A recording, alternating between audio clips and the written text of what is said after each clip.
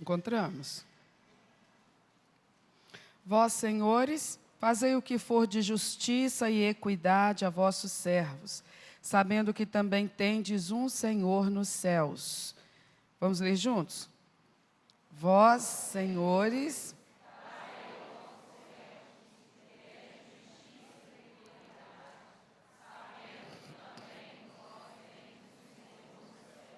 nós vamos partir desse texto e aprender alguma coisa importante que Deus está falando ao seu povo na terra. Feche os seus olhos e ore antes disso, com muita sinceridade, pedindo ao Espírito Santo que te dê iluminação e graça para entender o ensinamento dessa noite. Vamos orar? Aleluia.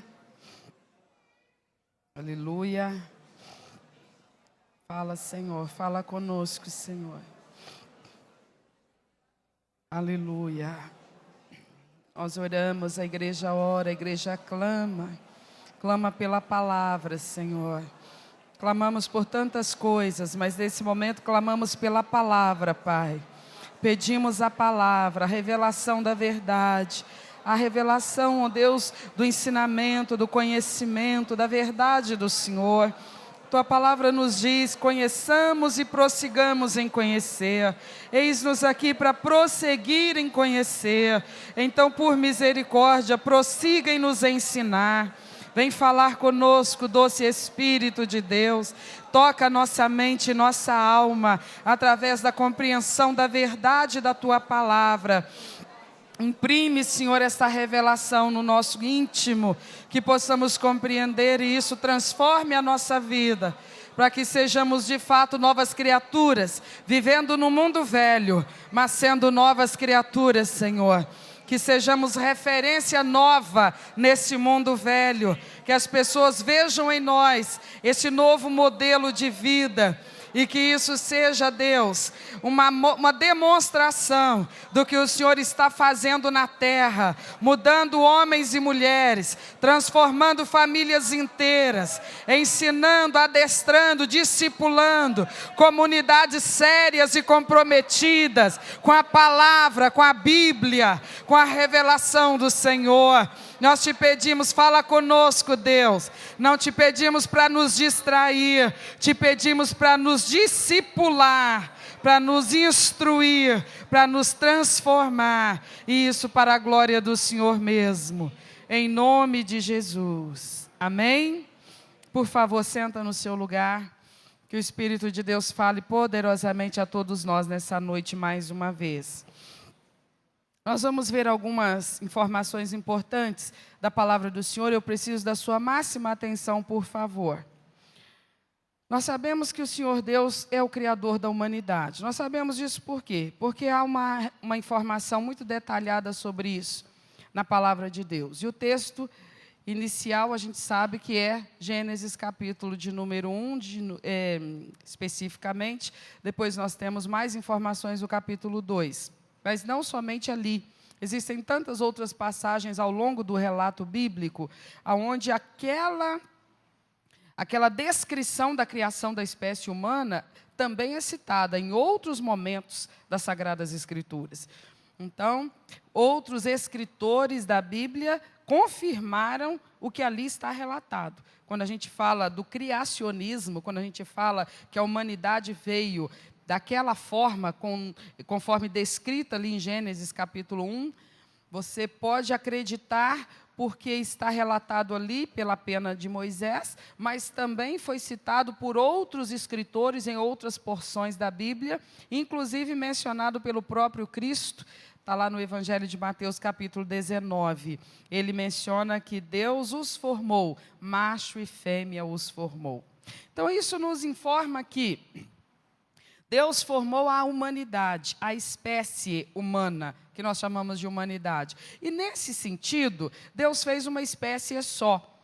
Uma espécie só significa que todos da espécie têm igual valor diante de Deus. Por isso a palavra diz, também em várias porções da Bíblia, que Deus, nesse sentido, não faz acepção de pessoas. Como Ele fez uma espécie só, todos da mesma espécie têm o mesmo valor. Diante de Deus, todo ser humano tem igual valor. Deus não diferencia ninguém dentro da espécie. Todos a mesma importância. Tanto é que quando ele vem resgatar a espécie humana, remir a espécie humana, ele elabora um plano onde um único sacrifício é estabelecido.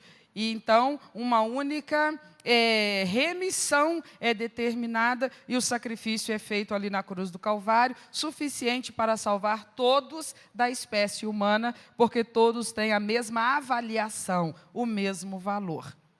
Isto posto, nós vamos entender uma outra circunstância, que uma vez que todos nós, aos olhos de Deus, enquanto espécie, temos o mesmo valor, há uma outra coisa a ser considerada. Aos olhos de Deus, quando somos julgados, ou avaliados, ou medidos, em termos da posição que nós ocupamos, ou desempenhamos dentro dessa sociedade, dessa humanidade, dessa espécie, aí tem diferença.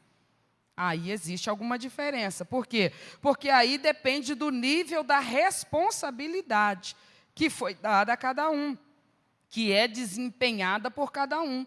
Então, o Senhor Deus, Ele reconhece que existem pessoas na espécie humana que sobre elas repousa um nível a mais de responsabilidade. Então, a essas, o Senhor trata com um nível também maior de rigor.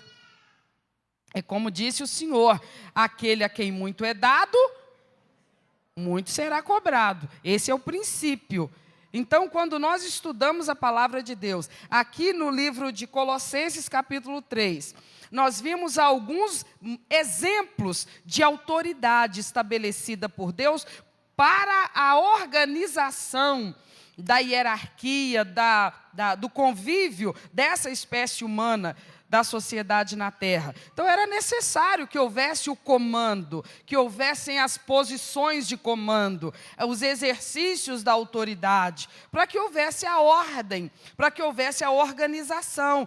E no capítulo 3 de Colossenses, a gente viu pelo menos 3 desses exemplos. E a gente vai ver alguma coisa relacionada agora ao que diz respeito à responsabilidade que essas posições têm diante de Deus. As pessoas que as ocupam têm diante de Deus. Então, só para a gente recordar, esteja aberto em Colossenses 3, porque nós vamos identificar o que Paulo menciona aqui. Por exemplo, versos 18, 20 e 22. Nós vamos encontrar esses postos de autoridade. No verso 18 do capítulo 3 de Colossenses, diz assim: vós, mulheres, estáis sujeitas a vossos próprios maridos, como convém ao Senhor.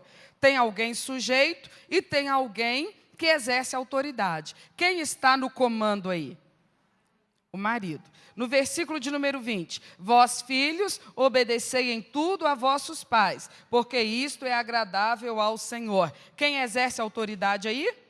Os pais. Verso 22, vós, servos, obedecei em tudo a vossos senhores segundo a carne, não servindo só na aparência, como para agradar aos homens, mas em simplicidade de coração, temendo a Deus. Quem está com autoridade aí?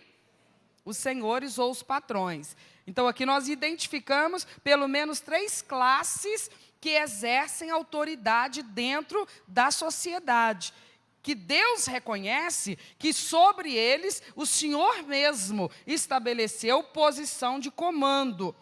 Então, por favor, eu preciso que você entenda esse ponto, para a gente avançar. Deus não faz acepção de pessoas quanto ao valor do ser humano. Mas o mesmo Deus, para que houvesse ordem na sociedade, estabelece posições de comando. Isso não diferencia valor de pessoa. É apenas uma questão para ordem na sociedade. Então, ele estabeleceu posições de comando. Ele disse, a esposa esteja em obediência ao seu marido. Isso eleva o marido à posição de comando. Ele disse, filhos estejam em obediência aos seus pais. Isso eleva os pais à posição de comando. Ele disse que os servos ou empregados estejam em obediência aos seus senhores ou patrões. Isso eleva senhores e patrões à posição de comando. Não significa que esses indivíduos, maridos, pais e patrões, sejam melhores aos olhos de Deus do que aqueles que lhes submetem. Porque aos olhos de Deus todos têm a mesma importância, todos têm o mesmo valor enquanto espécie, enquanto ser, enquanto indivíduo. Mas Deus estabelece para que haja ordem, para que haja organização, para que não haja tumulto, para que não haja distúrbio. Ele estabelece posições de comando. Não são apenas essas são as que a gente está vendo aqui, dentro desse capítulo 3, sobre as quais Paulo está conversando estritamente aqui neste livro. Mas quer ver? Vamos ver mais duas. 1 de Pedro, capítulo 2, versos 13 e 14.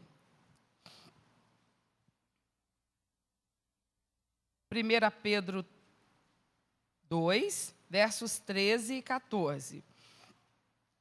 Diz assim, sujeitai-vos, pois, a toda a ordenação humana, por amor do Senhor, quer ao rei, como superior, quer aos governadores, como por ele enviados, para castigo dos malfeitores e para louvor dos que fazem o bem. Quem é que está no comando aqui? Trata-se de qual autoridade aqui?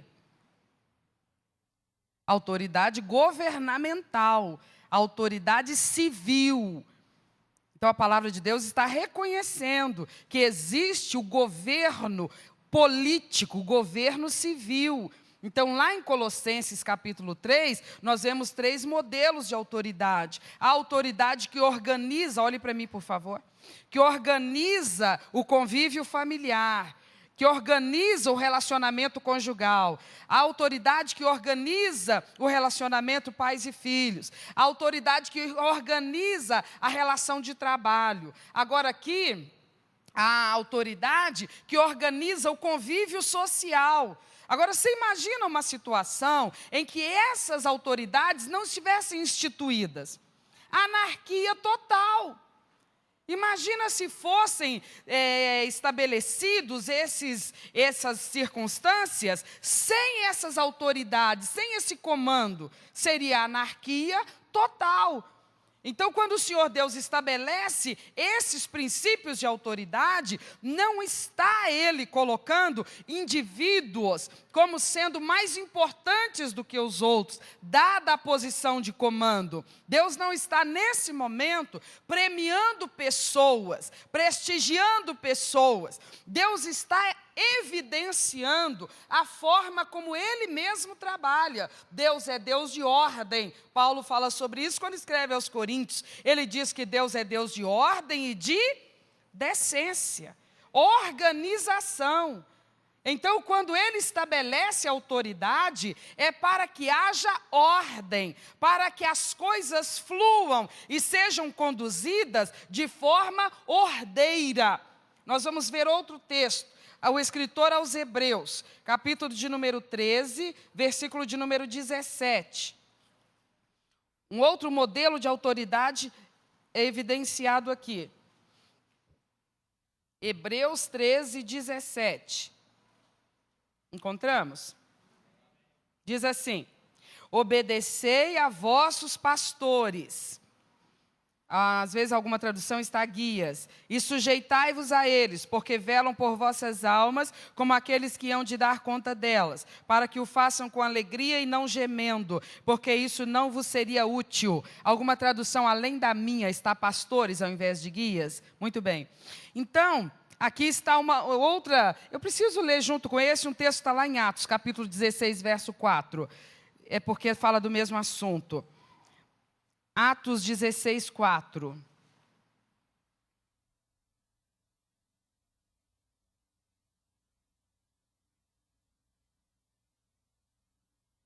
Diz assim: quando iam passando pelas cidades, lhes entregavam para serem observados os decretos que haviam sido estabelecidos pelos apóstolos e anciãos em Jerusalém.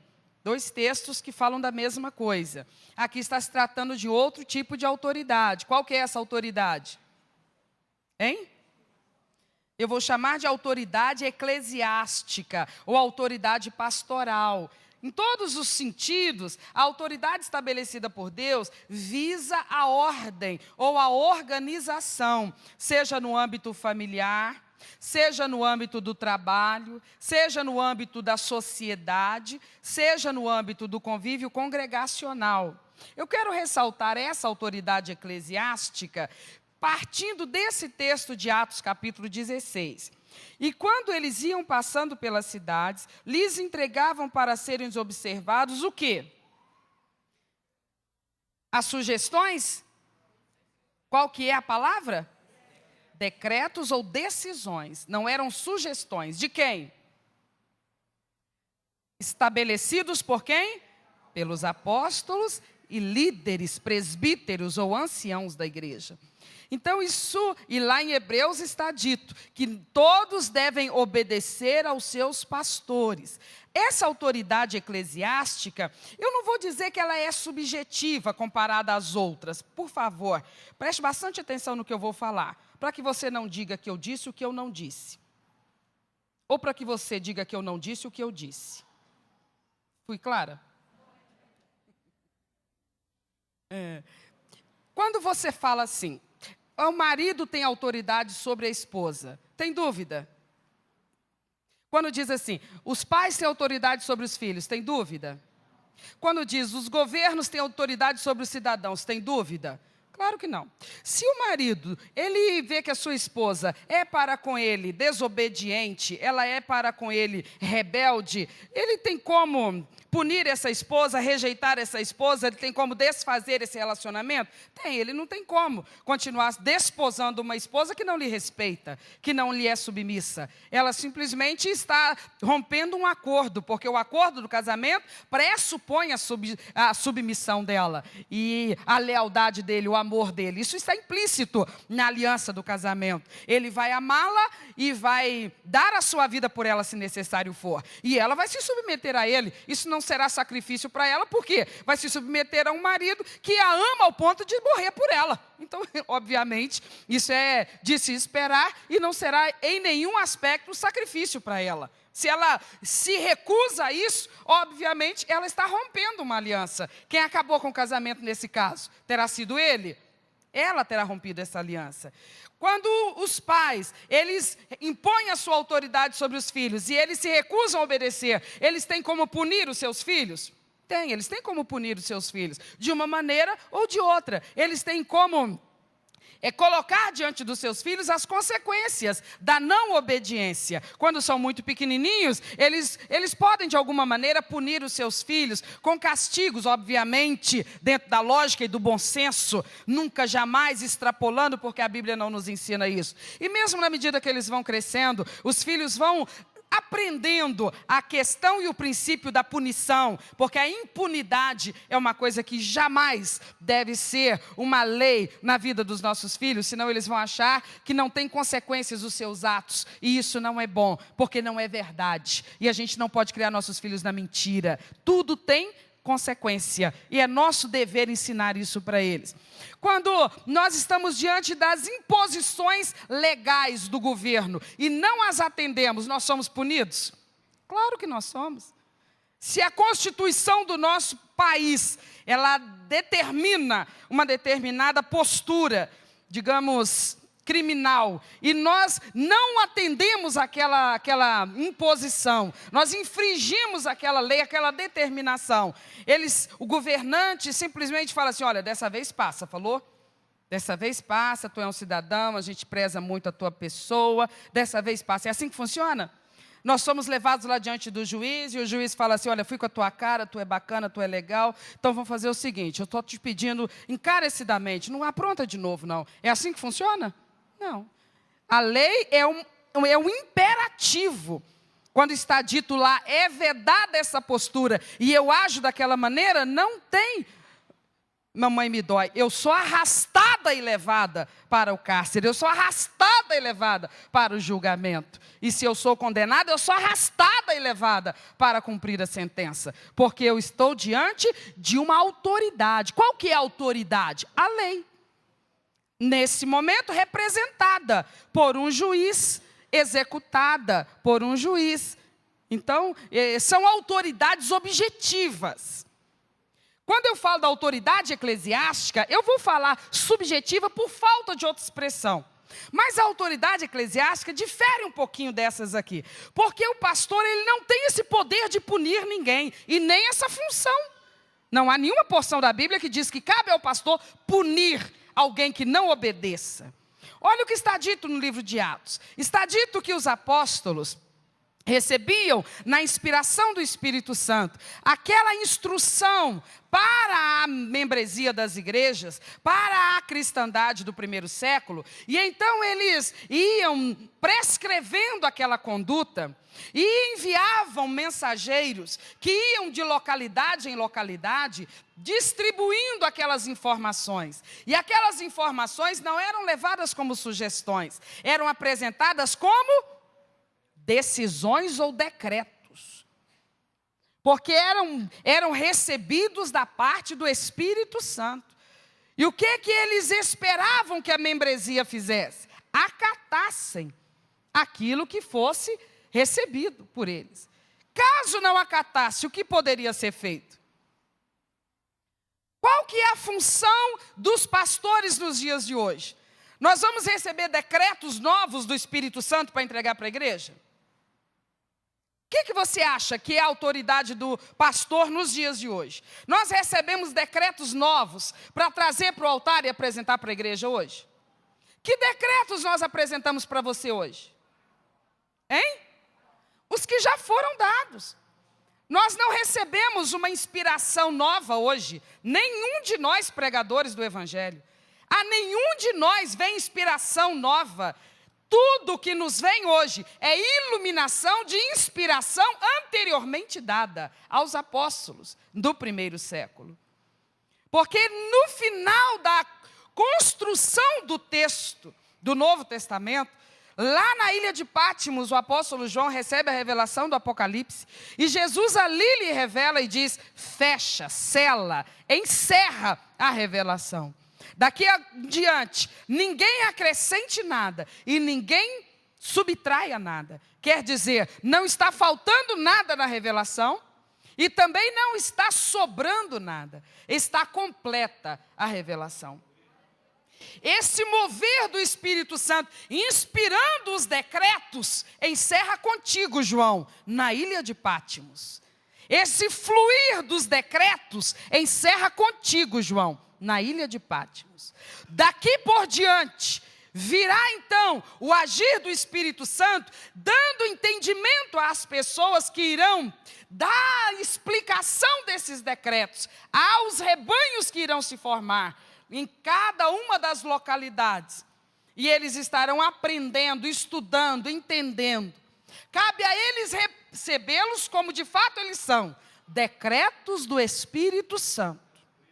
Não desse pastor que prega hoje, não do pastor que vai pregar amanhã, não do pregador que vai pregar depois de amanhã. Não são decretos de pregadores, são decretos do Espírito Santo. De modo que, quando uma pessoa recebe esses decretos hoje, via pregadores atuais, e não se submete a eles, estão resistindo à autoridade de quem? Dos pregadores? Por isso que eu te falo, que a autoridade do pastor hoje é subjetiva, porque na verdade, nós somos apenas representantes da autoridade de quem? Do Espírito Santo. Porque ele é Espírito, então ele fala pela boca de alguém. Ora pela minha, ora pela de outro obreiro, ora pela de outro pastor, ora por de outra pastora, mas a palavra não é nossa.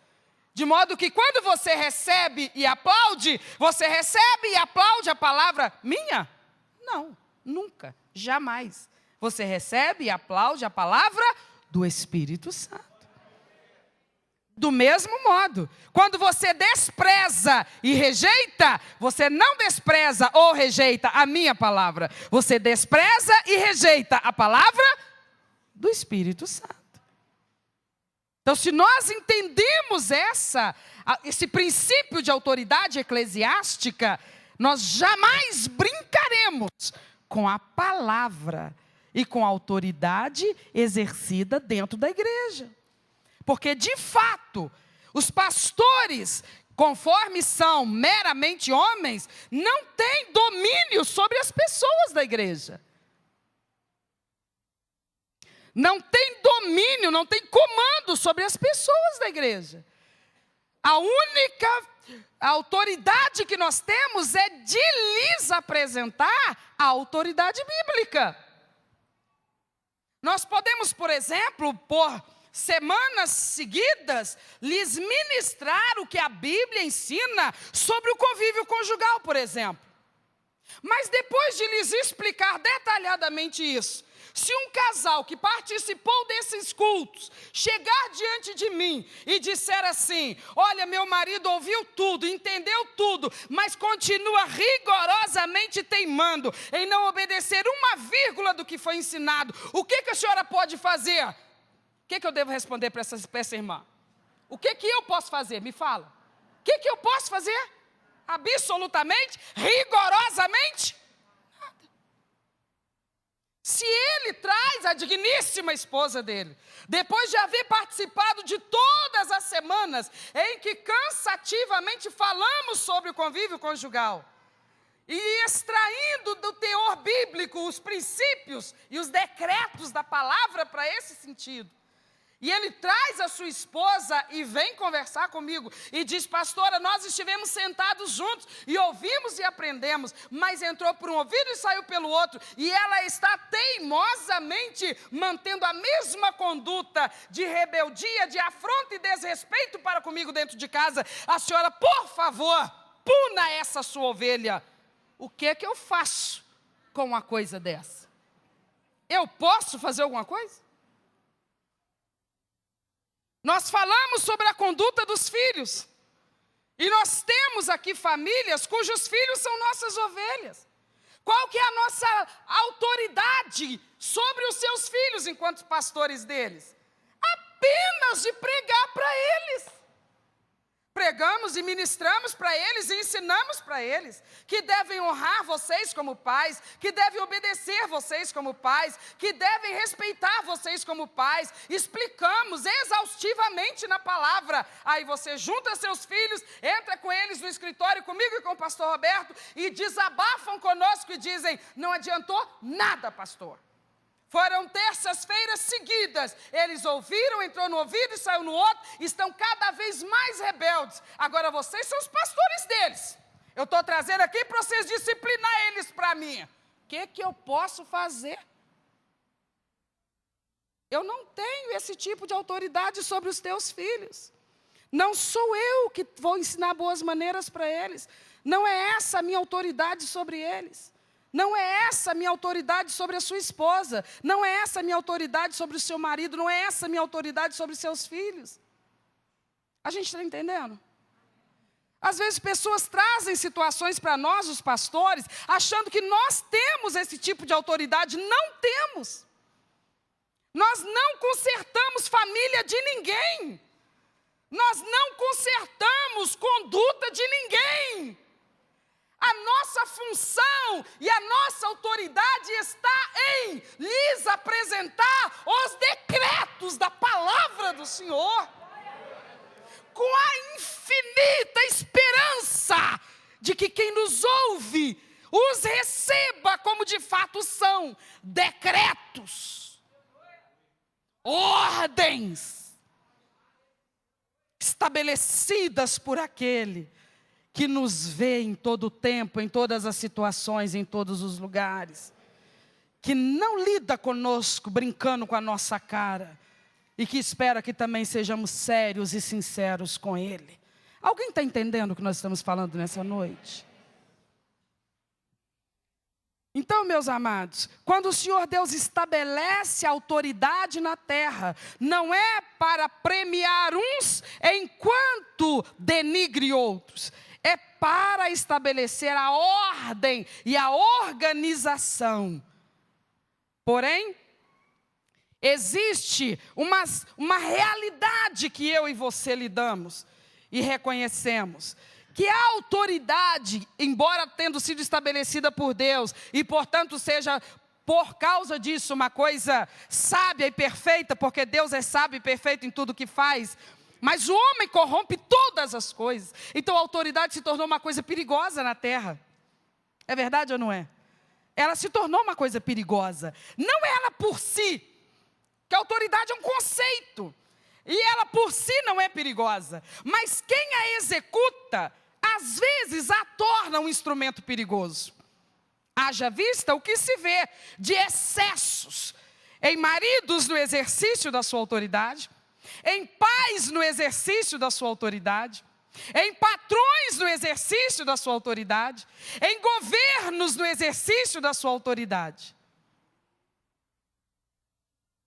Excessos absurdos que a gente vê nas mídias, nas reportagens, por vezes nas histórias familiares de muitos aqui mesmo, muitas vezes na história de famílias, de amigos, de vizinhos nossos. Pessoas que estão numa posição de autoridade e, portanto, de comando, mas abusam do poder. Abusam da sua posição de autoridade. E o que elas geram com esse abuso? Elas geram humilhação, elas geram dor, elas geram sofrimento, elas geram traumas, elas geram revoltas, elas geram injustiças, elas geram as situações, às vezes, de anarquias, de violências. A terra, às vezes, vira um vulcão pronto a explodir. Você está vendo isso acontecer agora no Brasil? Você vê isso acontecer agora no Brasil? Você vê cidades, capitais no Brasil, aonde você vê segmentos da sociedade revoltados porque estão sendo injustiçados na remuneração do seu salário, na remuneração do seu serviço prestado, na maneira com que são tratados, e então simplesmente revoltados cruzam os braços, se recusam a prestar o serviço, e aí vem a consequência em cadeia, e aí vem os motins, vem os arrastões, vem a bagunça, a anarquia social. Por quê? Porque alguém que está lá no topo da cadeia de comando está desrespeitando direitos. Quando os que estão nas posições de comando não respeitam os direitos, eles fazem acontecer aquela quantidade de acontecimentos horrorosos, de revolta, que às vezes vão se tornando assim, coisa que não dá mais para controlar.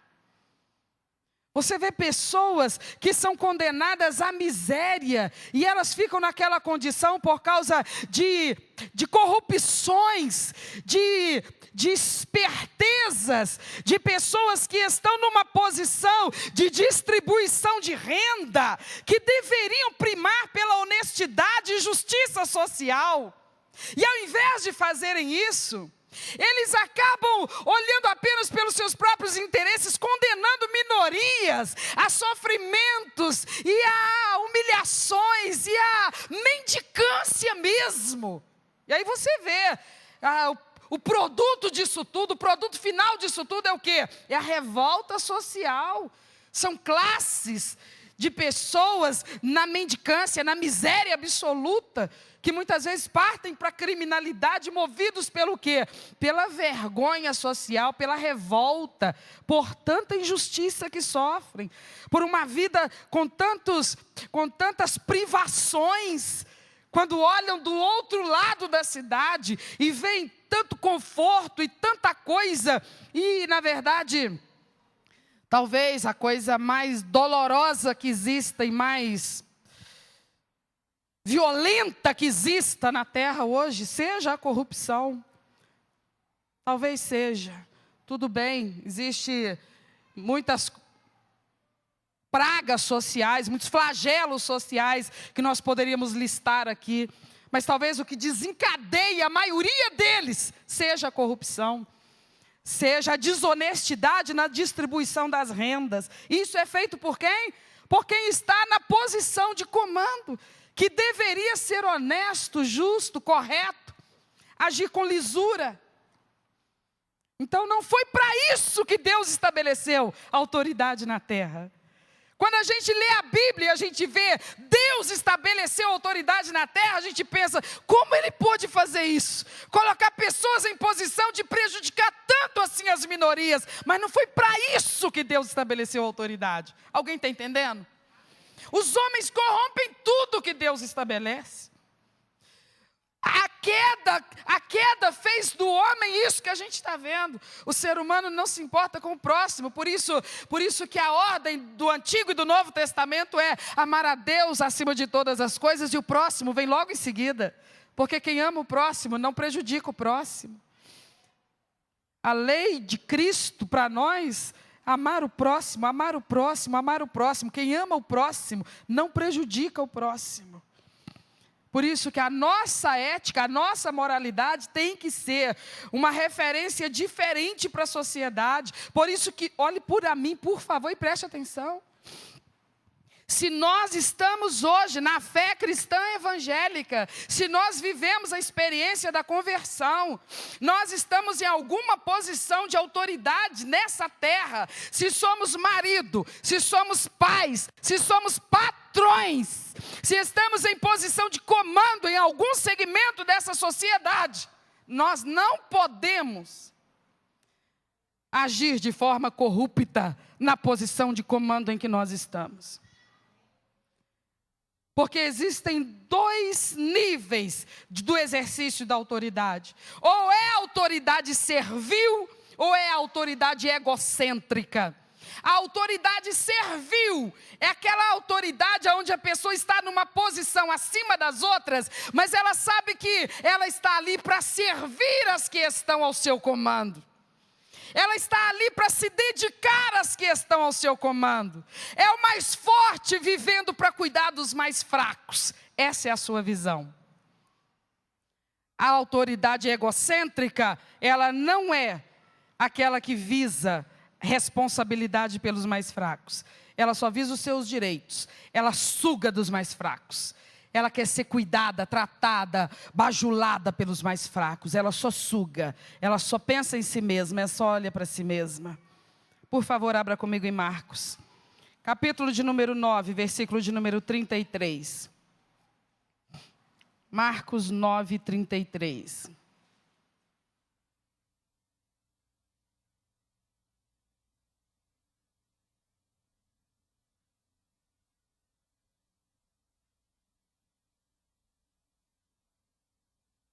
Nós vamos ler do 33 ao 35. Encontramos?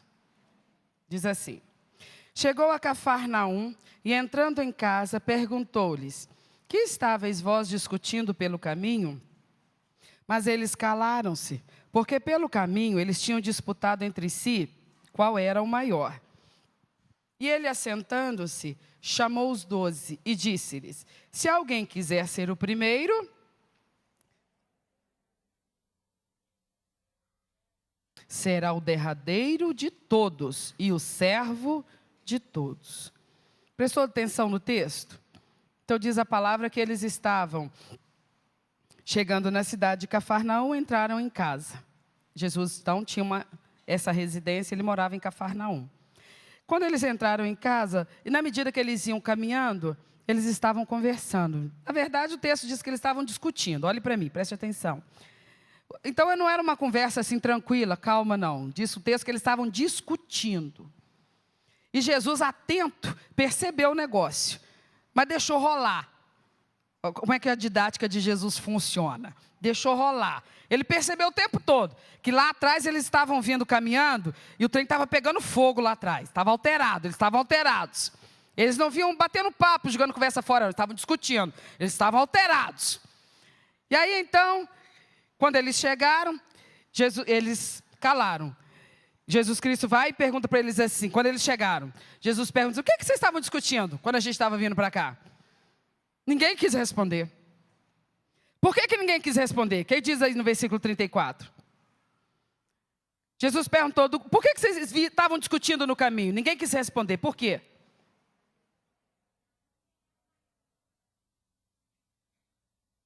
Ora, mas qual que era o problema? Eles estavam discutindo quem entre eles era o maior, não é? Qual que era o problema em responder isso para Jesus? É porque eles já sabiam que Jesus não estaria de acordo com isso. Mas se eles já sabiam que Jesus não estaria de acordo com isso, por que eles estavam discutindo sobre isso? Eles não eram bons discípulos. Ainda não. Para bons discípulos, não basta simplesmente saber que Jesus não gosta de uma coisa. Se eu sei que Jesus não gosta de uma coisa, eu não peixo com ela. Eles sabiam que Jesus não gostava daquilo, mesmo assim eles estavam envolvidos com aquilo. Viu o que diz o versículo 34? Eles vinham discutindo sobre quem seria o maior, mais importante entre eles. Discutiam sobre isso. E Jesus fazendo de conta que não estava percebendo. Deixou rolar. Chega em casa, Jesus para e pergunta, o que vocês vinham discutindo no caminho? Nenhum deles queria responder. Por que eles não queriam responder? Porque eles sabiam, Jesus não vai gostar de saber que é sobre isso que a gente estava discutindo. Mas se eles sabiam que Jesus não ia gostar de saber que eles estavam discutindo sobre aquilo, qual que deveria ser a atitude deles? Não discutir sobre aquilo. Eles sabiam a vontade de Cristo, mas não estavam comprometidos com a vontade de Cristo. Então eles eram discípulos em formação, tudo bem, mas ainda estavam longe de serem discípulos completos. Mas eles chegariam longe. Jesus tinha paciência com eles porque sabia que eles ainda iam chegar longe, como de fato chegaram, glória a Deus. E aí então Jesus fala para eles assim, e ele assentando-se chamou os 12 e disse-lhes, se alguém quiser ser o primeiro, será o derradeiro de todos, e o servo de todos. Então quando Jesus Cristo conversa sobre isso com eles, olha que eles não explicaram qual que era o assunto. Mas Jesus já sabia, porque quando Jesus pergunta uma coisa, é só para nos dar a oportunidade de ser sinceros, né? Porque na verdade ele já sabe. Tudo que ele nos perguntar, ele está nos perguntando para nos dar uma oportunidade de ser sinceros, porque ele já conhece a resposta. Então eles não responderam, mas Jesus, como já sabia da resposta, conversa com eles e diz assim, deixa eu explicar para vocês como é que funciona no reino. No reino é o seguinte, a autoridade é servil. Vocês estão discutindo sobre quem de vocês vai ser o mais importante, quem de vocês vai ser o primeiro. Tudo bem, isso é importante para vocês? É importante ser o primeiro? É importante para vocês ser aquele que é o principal? Deixa só eu explicar um detalhe, para então vocês decidirem se querem mesmo disputar essa colocação. No reino funciona assim. O que ocupa o primeiro lugar é o que serve o maior número de pessoas. Então para e pensa se é isso mesmo que vocês querem. No reino é assim. O que está na primeira posição não é o que vai ser servido por todo mundo que está lá atrás. Não é assim. O que está na primeira posição é o que vai servir o maior número de pessoas, porque ele vai servir todo mundo que está abaixo dele em posição. Então o que está na frente de todos é o que tem mais pessoas para servir. Se você serve um número de 10, quantos você tem que servir? Se você comanda, um número de 10, quantos você tem que servir? Se você comanda 100, quantos você vai servir? Se você comanda 1000, quantos você vai servir? É assim que funciona no reino. Não é como na humanidade, na sociedade. Se você comanda 10, 10 vão te servir. Se você comanda 100, 100 vão te servir. Se você comanda 1000, 1000 vão te servir. No mundo é assim, no reino não é assim. No reino é assim, se você comanda 10, é para você servir os 10. Se você comanda 100, é para você servir os 100. Se você comanda 1000, é para você servir os 1000. É autoridade servil. Não é autoridade egocêntrica. Jesus explicou como é que era para ele próprio. Ele disse, o Filho do Homem não veio para ser servido. O Filho do Homem veio para servir e dar a sua vida em resgate de muitos. Então aquele na visão do reino, aquele que está em posição de comando, ele não massacra, ele não humilha, ele não pisoteia, ele não rouba direitos, ele protege, ele serve, ele cuida, ele observa como que ele pode cooperar para o bem-estar daqueles que estão debaixo do seu comando. Essa é a visão do reino. No mundo evangélico, por exemplo, muitas pessoas querem posições, pelas posições, não para servir. Não para servir. Por que a gente observa isso? Porque muitas vezes a gente vê pessoas reclamando do que estão fazendo na igreja. Reclamando. Então elas não têm prazer no que estão fazendo. Elas não têm prazer no que estão servindo. Por que elas não abrem mão então daquilo que estão fazendo? Porque para elas é importante carregar o nome daquele título, daquela credencial, daquele posto. Mas na verdade, o exercício do trabalho em si não lhes traz satisfação. Não lhes traz satisfação. Elas reclamam do que fazem, enquanto há outras que não têm o título, não têm o nome do posto, e fazem mais do que quem tem o título. Trabalham mais, servem mais do que quem tem o título. A quantidade de pessoas no meio evangélico, por exemplo, que tem uma credencial de pastor, tem nome de pastor, tem credencial, tem um documento que diz que é pastor, mas não tem coração de pastor. Mas ama o nome de pastor. Não chama de irmão, não. Não chama de irmão, não, que ofende. Se chamar de irmão, ofende. Ofende e chama atenção na hora. Irmão, vírgula. Irmão, vírgula. Eu sou pastor. Não admite ser chamado de outra coisa. Mas não tem coração de pastor. Não chora junto com a ovelha. Não está de verdade cuidando de ovelhas. Não tem aquela alma de pastor. Não tem. Então, no reino, não existe, da parte do Senhor, nenhuma dificuldade para identificar quem de fato é servo que está servindo de coração. Aqui na terra pode ter essa confusão toda, mas não duvide. O Senhor Deus, que é aquele que reina sobre a igreja, sabe identificar aqueles que estão exercendo no meio do rebanho a sua autoridade servil, ainda que sem título, sem credencial, sem posição, sem posto, mas são pessoas que estão produzindo no reino.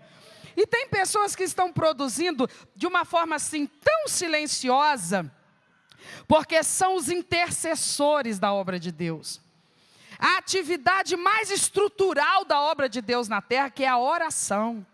São pessoas que Deus levantou no meio do povo, pessoas que ninguém sabe quem são, só o Espírito Santo é que sabe, porque elas não propagam quem elas são, elas não divulgam o que elas são os que Deus levanta das madrugadas, e elas têm intimidade com Deus na oração, elas sustentam os pastores na oração, elas sustentam os trabalhos da igreja na oração, elas são colunas de oração da igreja.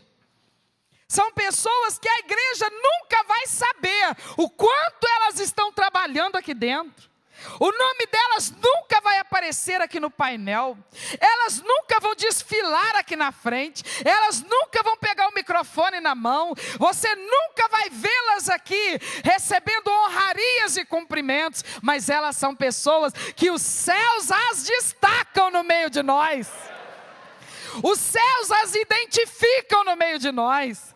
Sabe, quando o inferno está preparando uma estratégia contra esse povo, contra essa congregação, contra esse rebanho, o reino dos céus vai lá e aciona essas pessoas e acorda elas nas madrugadas e desperta elas para a oração, e elas entram em batalha pela obra e pela causa do Senhor, e o inferno bate em retirada, porque são aqueles guerreiros de oração, que às vezes eu nem vou saber quem é, às vezes eles entre si nem vão saber quem são, porque uma das grandes orientações que o Espírito Santo lhes dará é justamente de guardar em silêncio, enquanto atuam como intercessores pela causa e pela obra do Senhor.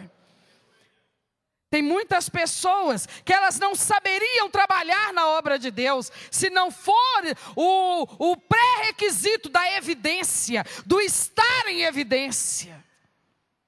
Muitas pessoas precisam do aplauso, precisam do reconhecimento, precisam da honra, precisam da glória, precisam do tapinha das costas, precisam do elogio.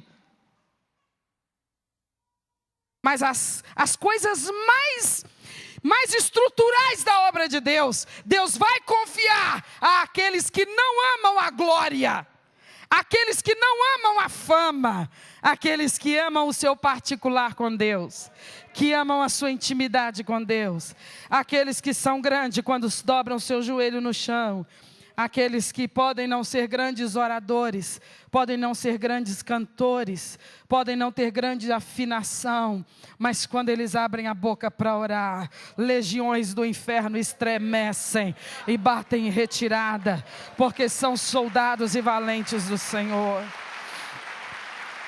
Aleluia.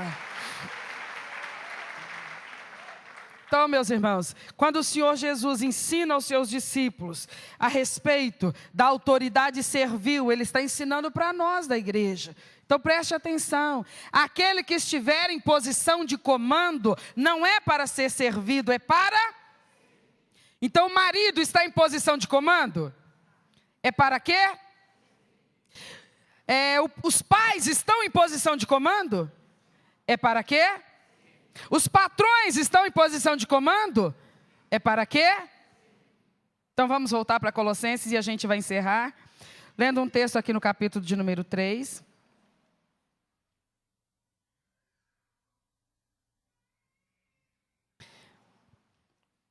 Capítulo 3 de Colossenses, versos 8 ao 10, depois do 12 ao 14.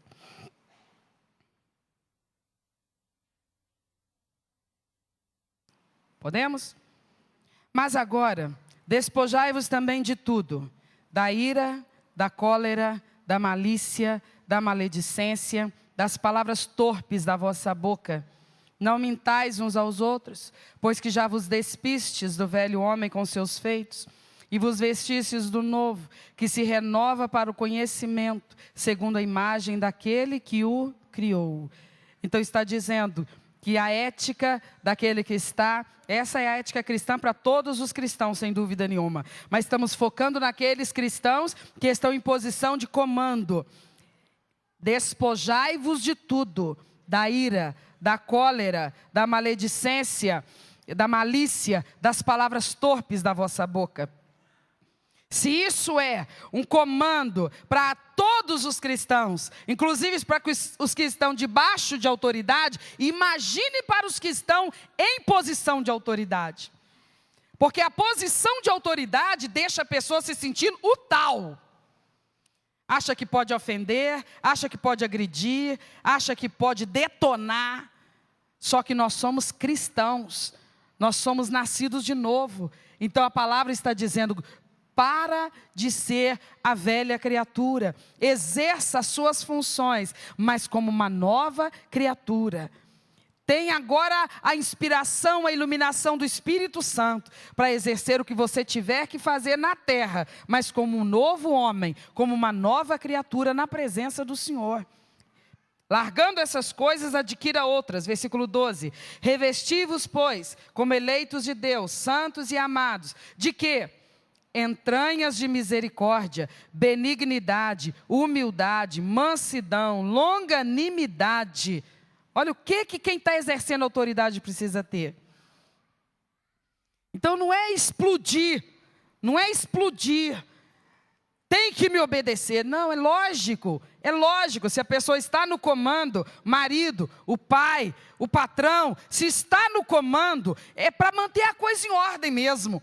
Mas nunca abrindo mão da paz, nunca desrespeitando, nunca deixando de entender que uma autoridade servil, ela não humilha ninguém. A autoridade servil, ela não detona, não denigre, ela não faz bullying com ninguém. Isso não está na Bíblia.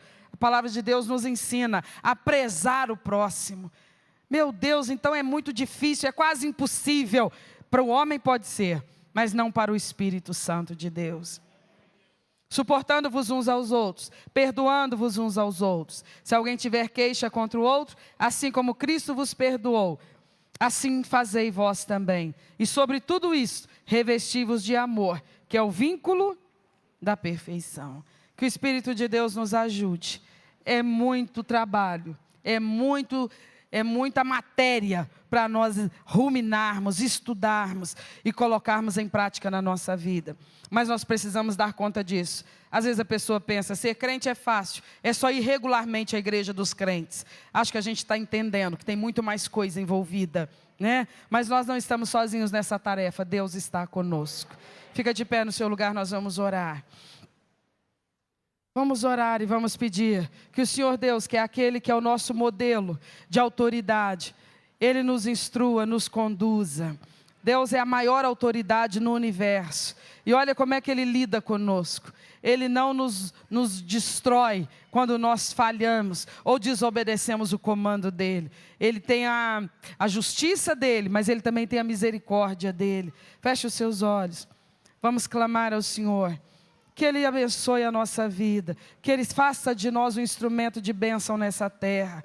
Vamos orar por essa terra, por essa sociedade, onde há tantas injustiças, onde há tanta revolta, onde há tantas coisas erradas. Olha o que é que os homens fizeram com as coisas que Deus estabeleceu. Deus estabeleceu para que houvesse ordem, para que houvesse a proteção do direito, para que o mais fraco fosse protegido, para que o direito do mais fraco fosse garantido. Mas o mais forte está oprimindo o mais fraco. Isso nunca foi plano de Deus.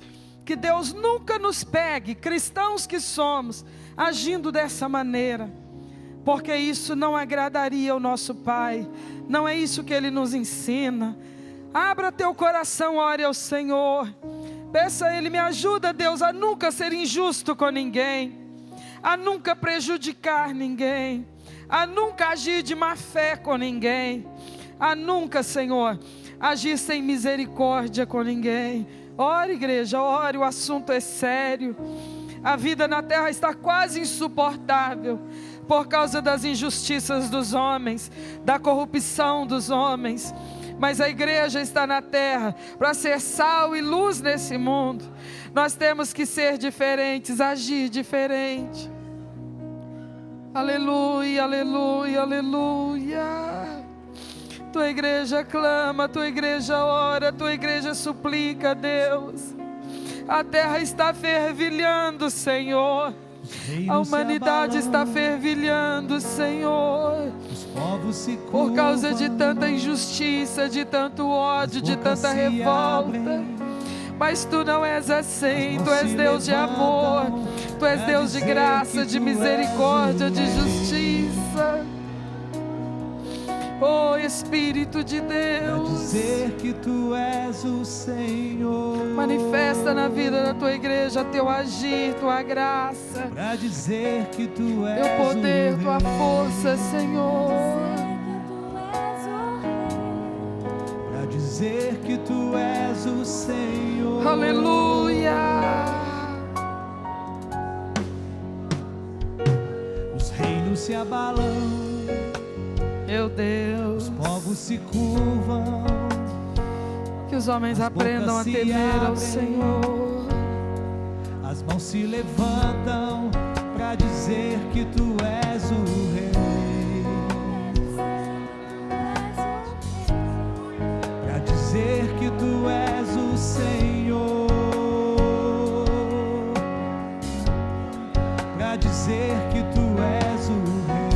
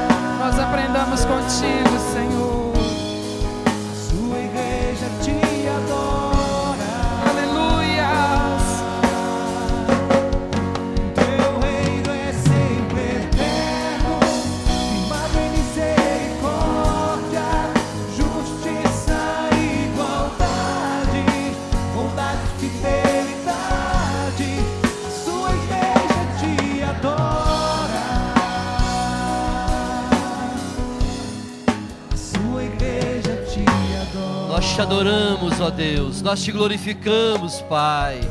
Nós reconhecemos aqui nessa noite, Pai, que sem a Tua presença, sem o Teu Espírito Santo, nós não vamos conseguir. Por isso te pedimos, ó Deus, nos ajude na nossa caminhada. Não retires de nós o Teu Espírito, Senhor. Renova em nós, Senhor, o Teu Espírito Santo. Oh, meu Deus, não desista de nós, Senhor. Estenda a Tua mão nessa noite em direção à nossa vida, Pai. E nos ajude, Deus, nas nossas fraquezas.